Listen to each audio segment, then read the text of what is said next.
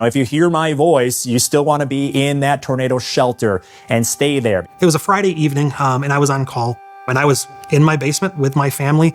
We were watching the Weather Channel. I was listening to the radio, and I heard the call come in. Breaking news. Breaking news. Breaking news out of Belvedere. A roof has collapsed at the Apollo Theater. Roof collapse. A concert was underway. But you know by the sound of somebody's voice how bad a call is going to be. You knew that this was going to be a serious event.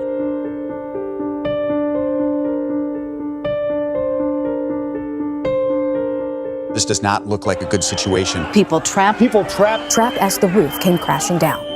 This was a sold-out show. Were said to have been packed when the roof caved in, falling right onto hundreds of people. Hundreds inside.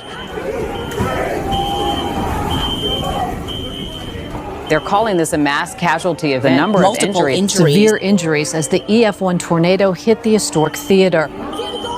Very early on, MD-1 was asked to respond. I was on call that evening and responded, and I was on scene pretty quickly.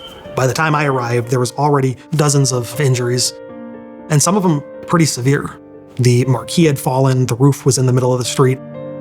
Rain still coming down, the funnel clouds and the tornado still in the area, and we're doing, life-saving care right there in the street. And I think we saved a lot of lives that evening.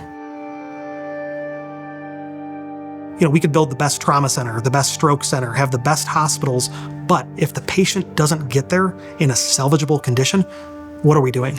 It's the most critical time when a patient has a serious illness or injury. It's that time period before they even get to the hospital. So if we can get that patient to the surgeon, to the cardiologist, to the interventional neurologist in a better condition, they're gonna have a better outcome, right? And that's where MD-1 comes into play.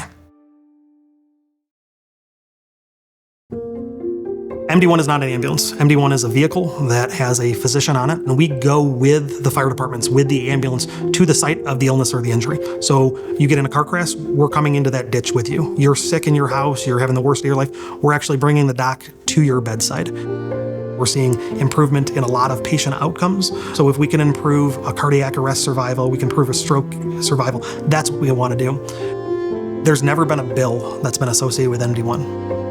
We've never charged for anything that we've done. This is a community service. In college, I started volunteering for a local fire department. I really fell in love with it. So while my peers were, going to parties, I was, going to calls. In medical school, I continued my work. In the fire department, I was the one on call working for the ambulance.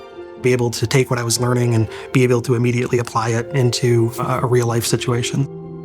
When I work in the emergency department, I see, X number of patients per day, which is good. I get to make a difference in their lives, and it's amazing. But I think in my role as an EMS medical director, I do a lot of education. I do a lot of training and teaching. The EMTs and the paramedics, I want to make them better. And I think I can impact a whole wider swath of patients. I get to influence hundreds. With this job does come a lot of sacrifice. There's a lot of missed holidays and weekends and birthdays, and the pager goes off and you have to leave. I have a 4-year-old and a 7-year-old. My daughter got the paramedic Barbie for Christmas this year, and I watch her play with putting the casts on the Barbie and listening to the Barbie's heart, and it kind of warms my heart a little bit. This job gives me so much, so I only feel like I'm able to give that respect back. And again, we're dealing with patients' lives. We're dealing with people in the worst area of their life. I don't know how you wouldn't be able to be passionate about this.